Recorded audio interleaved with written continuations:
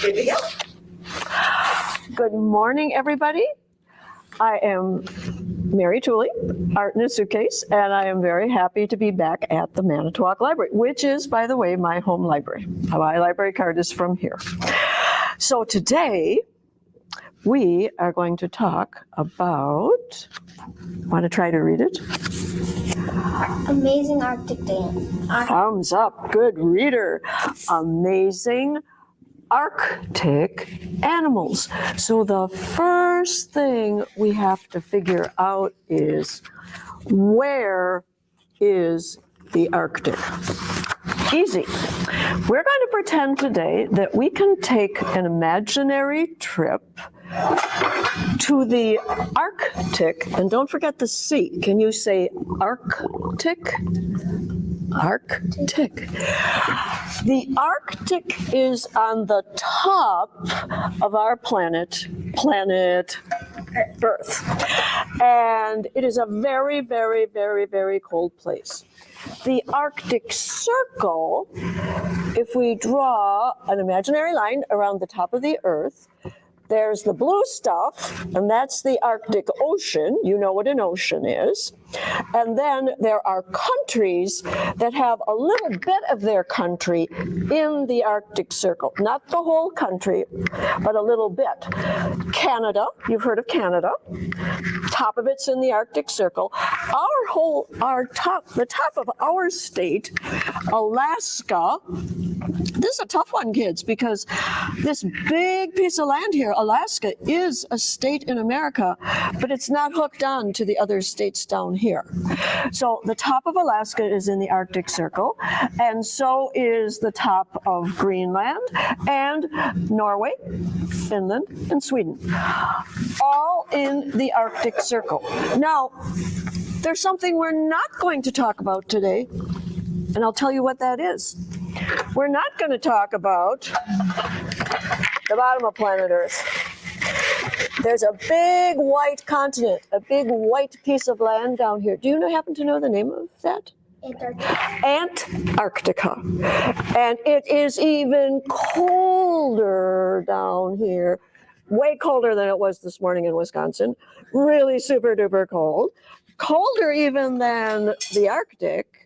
And the reason we're not going to talk about this is going to surprise you. The largest animal that lives year-round in Antarctica is a bug. They don't have big animals that live there. Too cold. Now, some of you might be thinking, but penguins live in Antarctica. No, they visit. The dad and mom penguins come onto the land so mom can lay her eggs, and dad takes care of the eggs, keeps them warm for over a month. But they don't live there.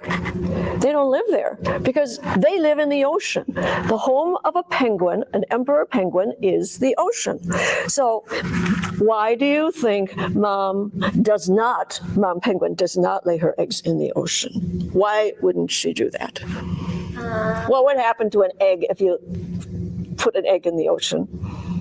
It would get soggy. It would get soggy and it would float away. Or it would smash against a rock or something at the bottom, right? You can't lay your eggs in the ocean if you're a mom penguin. So they come up on the land. And the dads don't even eat for over a month when they are keeping that egg warm. The mom lays the egg and then she goes back to the ocean and she eats. It's a good deal for moms, but it's not such a good deal for dads. But since a tiny little bug called a wingless midge, a little tiny bug, is the largest animal that lives year-round in the Antarctic, people visit to be scientists or explorers, but nobody has a home there. So we're going to talk about the Arctic, because the Arctic does have people, and it has lots of wonderful animals we're going to talk about. And we're going to talk about how those amazing Arctic animals survive. Kids, what does survive mean? If I say, are you going to survive this cold winter? What does that mean? Not like still be living. Yeah, that's it. That's one of the best definitions I've heard in a long time. Are you still going to be living when this Wisconsin winter is over? Well, of course you are. We're going to give you some winter survival tips too. But here's a little boy. He lives on the top of the world. He lives in a little tiny village in the Arctic Circle called Kotzebue. His home is there. And in order to survive, he is wearing very warm jacket with a hood that's all lined with fur. And that coat that he is wearing, that looks to me like one that was handmade too. And here's another lady who lives in the Arctic Circle, this lady over here. She is wearing her coat. She's in this same village as the little boy, and that coat is called a parkie. And our word parka, which means a jacket with a hood, comes from their word. They just call it parkie, but same thing, and they invented the word, and that keeps them warm. That's me, by the way. And she is telling me that her jacket that keeps her warm in those Arctic temperatures, her grandmother made that jacket for her out of all different kinds of animal fur. So that's a handmade jacket. So she's going to be warm. She also has boots lined with fur.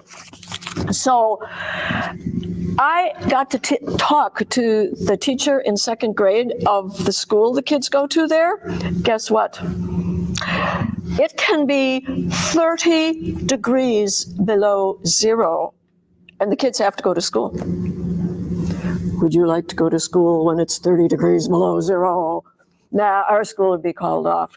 There's only one reason that a child does not go to school in the Arctic Circle, in this school, in this community, and that is when a whiteout happens. If you walk out your door in the morning, and their houses are warm, they have houses like ours, they're a little smaller, but they're warm.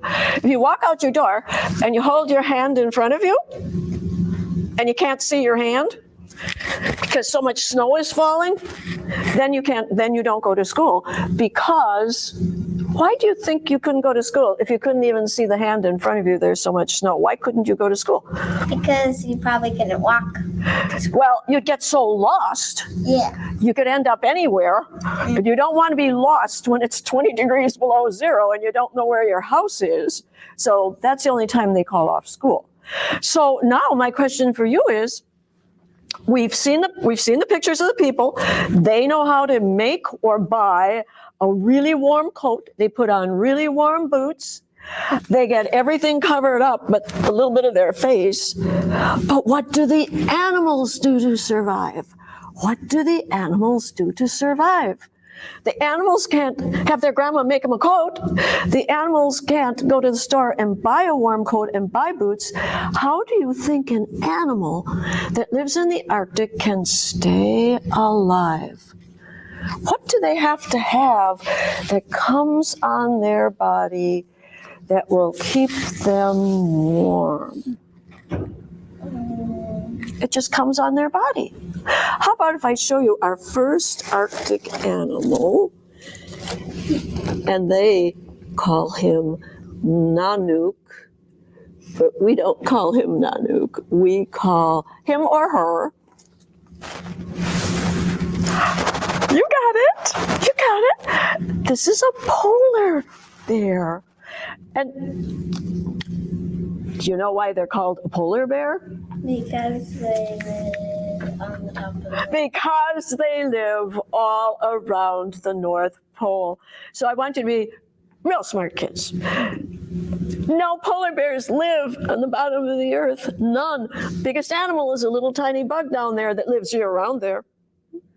So polar bears only live in the Arctic. Why do they stay warm? Fur. And it's even better than fur. It's fur and fur. A polar bear has a top layer of fur. Actually, if you could see one hair from a polar bear, it's clear.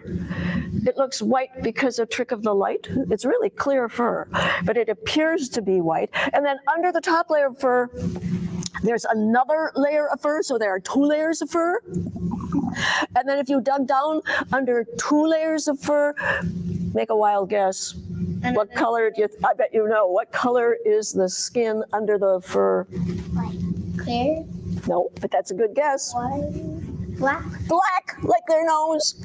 Polar bears have black skin. Now, 2 layers of fur will keep you warm. Black absorbs light, so that would help keep the polar bear warm. But under the polar bear's skin, look at your skin. Look at your skin. Look at the skin on your arm. That would be a good place to look. Under your skin, all over your body, under your skin, there's something you have to have or you would die. Fortunately, we all have it. It's called fat. And you don't hurt yourself, but if you make a little wiggle jiggle on your skin, that stuff that's wiggling and jiggling under your skin is your fat. You have to have it. You have to have it. Because if something horrible happened and you got sick, like flu or something, and you didn't want to eat for a day and a day and a day and a day and a day, your fat will keep you alive. It's like a spare lunch. You need fat. And fat does something else very important. Feel your neck. Feel your neck. Put your hand flat on your neck, but don't press. Just put your hand on your neck. Is it warm? It's warm, isn't it? Do you know what that is? That's your heat leaking out of your body. The inside of your body, the inside of all of our bodies is really hot. And if the heat leaks out of our body, we can't stay alive. So the fat holds our heat in. Like your winter coat holds your heat in. Now, we had about this much fat, a little wiggle jiggle. If I could wiggle jiggle the polar bear's fat, he's got 4 inches of fat. 4 inches all over his body, which means that our lovely polar bear can do something that we absolutely can't do. If you ever take a vacation to the Arctic Circle, do not go swimming. Here's polar bear swimming in the Arctic Ocean. Wow. You and I do not have 4 inches of fat all under our skin, all over our body. If we jumped in the Arctic Ocean, all the heat would rush out of our body and we would die. And I actually had a first grader tell me this week, "Oh, Mrs. Tooley, that's hypothermia." And that is the name. It's called hypothermia, when you get so cold that you can't live anymore. So no swimming in the Arctic Oceans, but no worries. Now you know that and you won't do it. And besides, we're many miles away from the Arctic Ocean. So there's that polar bear swimming around. And you know why it's a good thing a polar bear can swim in the Arctic Ocean? That's where their food is. Now, their food is mostly seals that swim in the ocean and fish. They love eating meat, and seals and fish are meat. So a polar bear is very well equipped, has features on its body already when it's born to withstand the cold. Oh, do you see those giant claws? Ooh. A polar bear's paw is about a big dad polar bear. The paw is about the size of a basketball, and their claws are really long, and that's so when they walk on ice, they can like snowshoes. Oh, you got it. Oh, you're smart. Smart kids in Manitowoc. Good schools. Good education. Walk on the ice, you don't slip. Okay, so the polar bear is really, really ready for anything that happens there to survive in the Arctic. Now, our next animal is going to have to work a little harder to survive, but he or she is a survivor too. But the next animal is small. And the smaller you are, the skinnier you are, the harder it is to survive. So this animal is small, but she does have a lot of fat. And she does have that other thing that an Arctic animal needs to survive. And look at that fur. It is really, really, really thick fur. And she has short legs. You want short, fat legs covered with fur, and you want the bottoms of your feet to be covered with fur, because you can't wear boots if you're an animal. They do not wear boots. They need fur on the bottom of their feet. So big feet, fur on your feet, loads of fur. But who is she? What is the name of this Arctic animal? A white fox. Yes. A white fox is a perfect answer. And she is called by the zoologists, the people who study animals, an Arctic fox, because she or he lives in the Arctic. Arctic fox has the best trick in the world for an animal. This is Arctic fox when it's Arctic winter. But when Arctic winter is over, the ice starts melting a little. It never all melts, but it does start melting. And when it melts, you don't get green grass and you don't get trees at all, because they just don't grow up there in the Arctic. But that's right. But the ice melts and you see rocks. It's like rocky all over, or just soil. And here is Arctic fox in winter. Here's the same fox in summer. Uh-oh, now how did that work? Arctic fox knows how to shed her white fur. Do you see how she looks spotty? She's shedding. You know what shed means, right? Like when you pet your dog or your cat and some of the fur falls out. She sheds her white fur, and Arctic fox gets nice and brownish for summer, so she can blend in with the rocks and the soil. And then when winter comes, she just grows back her white coat. What is that big old science word to blend in with what's around you to help you stay alive? Camouflage. Camouflage, because if some bigger animal wanted to, chase her and eat her, she can blend right in. Now, Arctic fox, they are really cool. They live alone. They go hunting, and they hunt for mice. Did you know that mice live under the snow? Mice go under the snow to stay warm. And they also hunt for another little animal that's like a mouse, and it lives under the snow. It looks like a mouse or a guinea pig, and it's called a lemming. It's called a little lemming, member of the rodent family.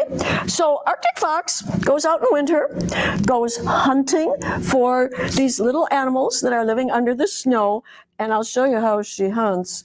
It's pretty funny.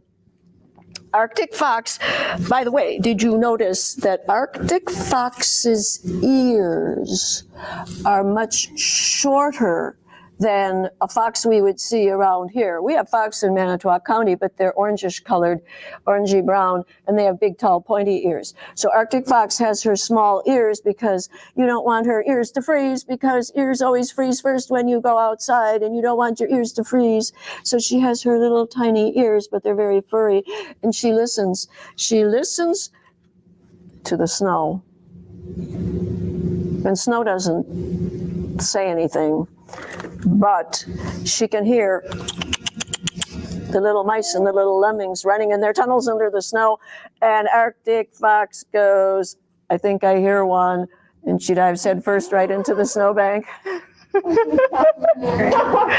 And chances are she's going to come out with her lunch, which will be a mouse or a lemming. I have to tell you, kids, I had one cat. Well, she adored my husband, this cat, and she would walk next to my husband when he'd go out to get the mail. And so this cat is walking in the winter next to a snowbank, and she did the same thing this fox did one day. She jumped into the snowbank head first, and she came out with a mouse and presented it to my husband. So cats can do it too, for those little mice that try to stay warm under the snow. So that is how Arctic fox hunts. Now, the next picture is an Arctic fox in trouble. But I do have to say to you kids, don't be worried. I think the fox could get away because they can run real fast from an enemy. But this polar bear is chasing Arctic fox. But Arctic fox can run really fast, so maybe she'll get away. And usually polar bears leave a fox absolutely alone. Usually they can be together in the same place because polar bears really want to eat seals, and the only thing they eat from the seal is not the stuff like the red meat, like the seal hamburger meat. What they eat is only the fat. So if they have enough seals and fish, they're going to leave these other animals alone. But that was just a day when a polar bear must have felt hungry and was going after the Arctic fox. Oh, and then I want to tell you something that the Arctic fox does that your mother does. Or maybe it's your dad, or maybe it's your grandma and grandpa. When an Arctic fox catches something to eat, like let's say it gets a mouse, or they catch birds too, they eat it if they're hungry, but if they're not hungry, they catch it anyhow, and then they hide it away in a hiding place. And sometimes people have found a hiding place for Arctic fox where there'll be like 30 frozen birds hidden away. Why do they do that? So if they're not hungry and if they're tired or something, they can have food without having. They can have food. Maybe there'll be a really bad blizzard and they can't hunt. They can't find anything to eat. They can go to their hiding place and they can find something in their hiding place. Now, your mom's in family does the same thing. It's called your freezer. If your mom couldn't get to the store, if there were a bad storm, you wouldn't starve. Your mom and dad, your family would take care of you. They'd just go to the freezer and they'd pull out something that they had there. Well, the fox does the same thing. It's frozen in a place under the ground. And when an animal does that, it's called a C-A-C-H-E, a cache. That's a cache of food. And you have one in your freezer. You have a cache of food. Now, our next animal, oh my gosh, oh my goodness. It looks like a fox, but it's really big. It's not, you're seeing it from a distance in this picture. Very wild, lives in the Arctic. A dog, a wolf, and a fox are all sort of cousins. This is an Arctic wolf. Somebody took this picture from a long way away. You do not have to be terrified of wolves. They are terrified of you. But the rule is, don't ever touch or play with wild animals. They are afraid of people. And they don't know you're not going to hurt them. So wolves are hunters. They are wild, and they should stay wild. Just like that fox looks like a cute dog, actually, but we would never touch a wild animal. So wolf lives in the Arctic, and this is a little different than the fox. Here is Arctic wolf mom and her babies. And she has a whole bunch of babies, and they are really cute, but they're wild. And I have to tell you, Arctic wolf can also look like this, but they can't change colors. If you're a wolf and you start out white when you're born, you're going to be white all your life. You don't camouflage. You don't change to brown in summer. If you're born brown, you stay brown. They don't need to camouflage because there's no bigger animal up there that can hurt them. They're the top hunter. Nobody else is going to hunt them except a polar bear. Polar bear wouldn't do it. Polar bear's too smart. Wouldn't do it. Us, people will hunt them, but they have no other enemies. They have no other enemies. So if you're a wolf and you're born white, you stay white. If you're a wolf in the Arctic and you're born brown, you stay brown. And kids, I like to explain actually how it works to you, and I think a lot of you know it. I think most of the people in this room probably know it. wolves act just like people. They live in a family. You live with your mom and your sisters and your brothers and your cousins, and all the wolves work together to take care of everybody in the wolf family. And the wolf family is called a pack. They work together. The way our families work, mom and dad work together to take care of you. Grandma and grandpa help out when mom and dad need help. An aunt might help. Moms and dads and families go out and they feed all the children. Wolves work the same way. And that's why a polar bear is not going to go after a wolf, because the wolves hunt together. And they can surround an animal and bring down a big animal. So you don't mess with wolves. They are hunters because they cooperate and they work together. But again, nobody has to be afraid and have nightmares about wolves. If you are in the woods up north near wolves, they smell you because we can't smell us, but they can. They run away. They don't want anything to do with us. Oh! Somebody in this bag who lives in the Arctic and has a feature on their body that really helps them survive. A feature, by the way, is called an adaptation. It's something about an animal's body that helps it stay alive. It's a snowshoe hare, a cousin to a rabbit, but not a rabbit. Rabbits are different. A hare is a separate animal, but they're sort of like this big animal family with rabbits and hares and another funny little animal called a pika, and they're all in the same family. Arctic hare loves the cold. Thick fur, fat on his body. You see how round and fat this hare is? Yeah. But you know the feature that really helps this animal stay alive? Big feet. Feet look like snowshoes. If you go to school in Manitowoc, you get to go to the school forest. And then they're going to, in winter, strap a pair of snowshoes on your feet. And you are going to walk on top of the snow because our people feet aren't very good at walking on snow. We slip, we slide, and our feet sink into the snow. But if you strap snowshoes on your feet that look like big tennis rackets, you can walk on top of the snow. But snowshoe doesn't need to strap on a snowshoe because snowshoe has built-in snowshoes called big snowshoe hare feet. And this is snowshoe hare in winter. The fox would go after snowshoe, the wolf would go after snowshoe, a big bird would go after snowshoe, but snowshoe can protect himself or herself because, presto, snowshoe knows the same trick as Arctic fox. Snowshoe loses her brown hair when summer is coming and blends in brown. And when winter returns, she loses her brown fur and she turns all white. And kids ask me all the time, and I cannot answer the question, why do the top of her ears stay black? I do not know. But other than that, the whole body will blend in with what's around. Now, this is pretty, Snowshoe Rabbit has a lot of enemies, but she can run fast over the snow. And then she has an eating problem in winter because rabbits and hares, she's a hare, they only eat plants.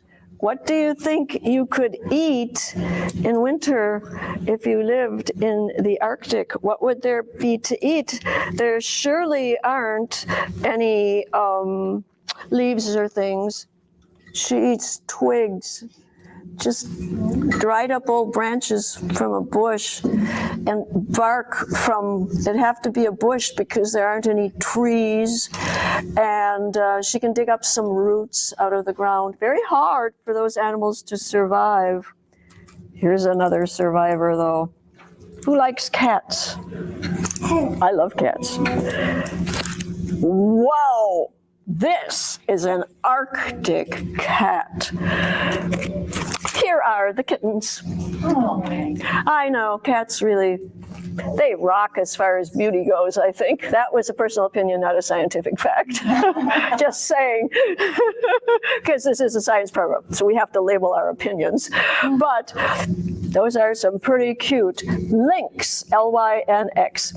Lynx live in the Arctic, and they love the winter. And here is a lynx with really, really thick fur, and especially around their necks, they have super fur, and that's called a ruff, extra special fur around their necks to keep their neck warm. And then they have like little tassels little fur sticking out of the top of their ears. But I think the most incredible part of them, here's another lynx, look at the size of their paws. Now, those I think we could actually call scientifically super paws. They are huge. They are super built-in snowshoes, and that just helps you walk on top of the snow. Kids, think of something really funny. What if a giraffe, with their skinny legs like a big sharp pencil, what if a giraffe tried to walk in a snowbank? Their leg would get stuck, wouldn't it? It would just plunge right down to the bottom, and they'd be all trapped in the snow. But the lynx in the snowshoe can just go over the top of the snow because of their big flat foot. Do you see the tassels, the fur out of the top of their ears too? Yeah. They are a really super cool cat. They would really like to be able to catch a snowshoe hare for lunch, but snowshoe can run real fast, and the lynx are pretty slow runners for a cat. So the lynx usually doesn't catch it. I can tell you actually the odds is 20-1. They're only going to get 1 out of 20. So they have to work hard to get lunch. This next picture I love so much. Top picture, snowshoe hare. Bottom picture, halfway in between changing colors. And I don't know which way it's going, if it's going from white to brown or brown back to white. But at any rate, it's changing colors for a new season. And there is winter, and that stick is lunch. Not a good lunch, but all that the snowshoe is going to get. You got to eat what you find, and they do survive. They do survive. Okay, now, we've had all mammals so far, the furry animals, so they adapt by having super fur. Got to have a bird. Here it comes. Who is this? Do you know who this is? Who is it? You got it. You got it. This is, do you know the exact name? She's right. Do you know the name? You can talk. Go ahead. You can talk, honey. A snow owl. Yes, you got it. This is Snowy Owl. Snowy Owl loves the cold weather. Snowy Owl has more fat than other owls. Snowy Owl has feathers, of course. My puppet has fur, but the real one has feathers, you know that. And the feathers are real thickly together. So Snowy Owl is not worried about the cold. And I love this puppet maker because it is a she, too. The woman who designs these puppets made it look like a real snowy owl. I've seen real snowies. And the feathers sort of hang over the claws. So just the ends of the claws show. And it's almost like it's got feather boots on. So Snowy Owl has no trouble with the coldness in the Arctic. They love it. And all owls eat meat. They're all hunters. They do not eat veggies.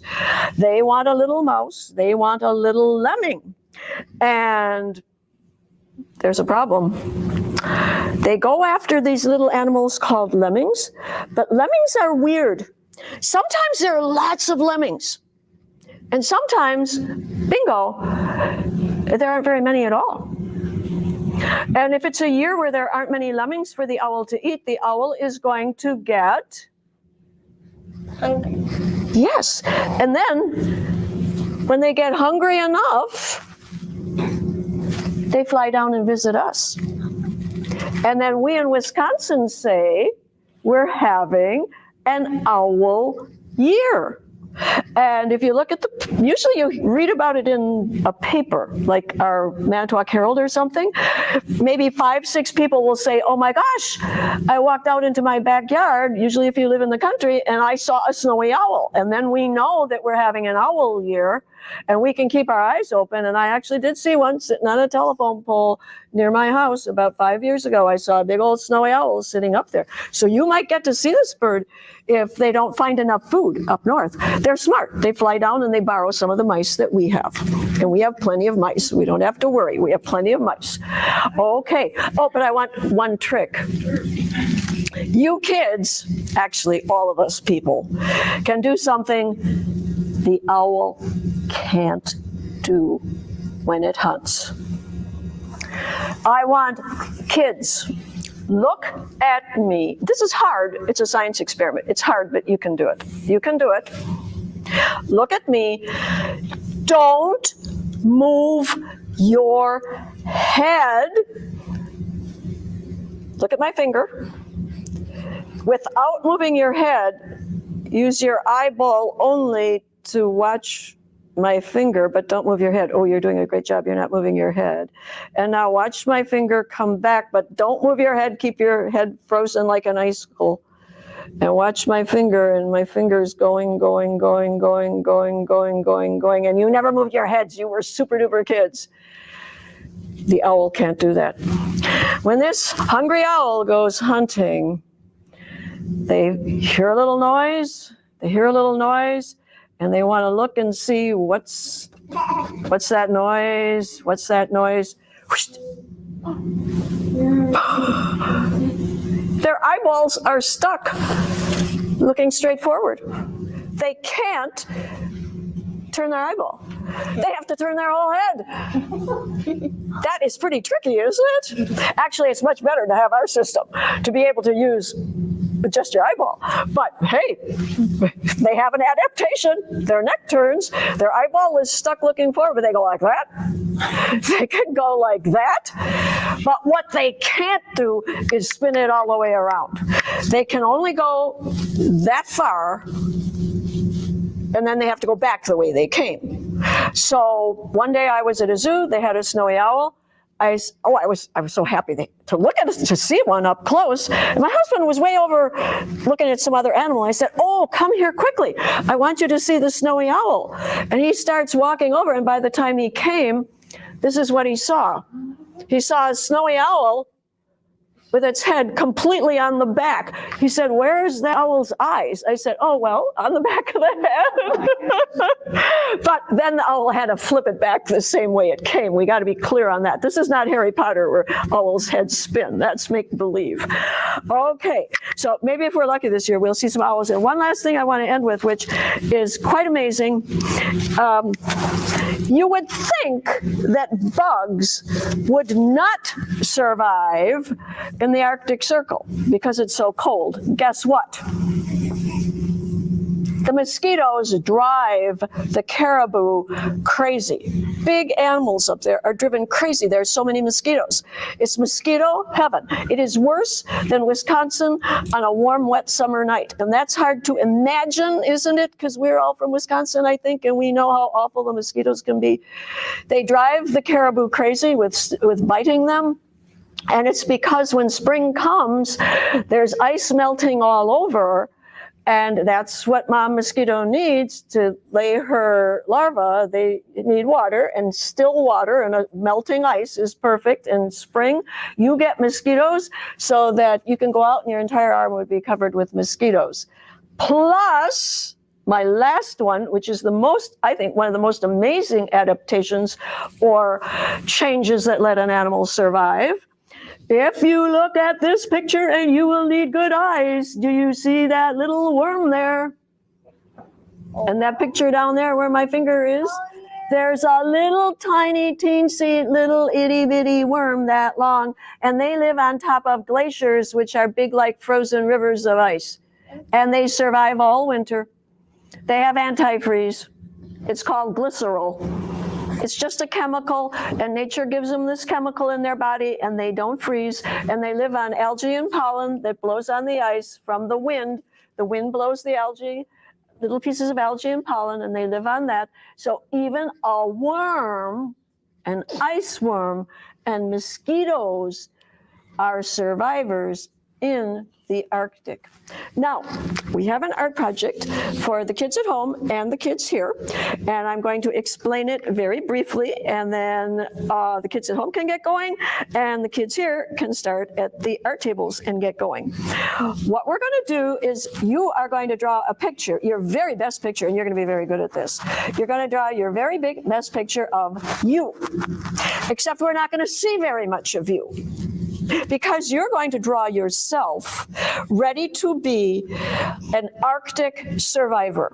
Well, I'm kidding about that. You're going to draw yourself how you would dress getting ready to go out on a Wisconsin winter day, which is pretty close to the Arctic some days. The lowest temperature I've ever been out in is 22 below. That was about, what, 3-4 years ago when we hit 22 below on our thermometer. I think most of us did, right? If you live in town, it might have been a little warmer, but yeah. So we can get plenty cold here.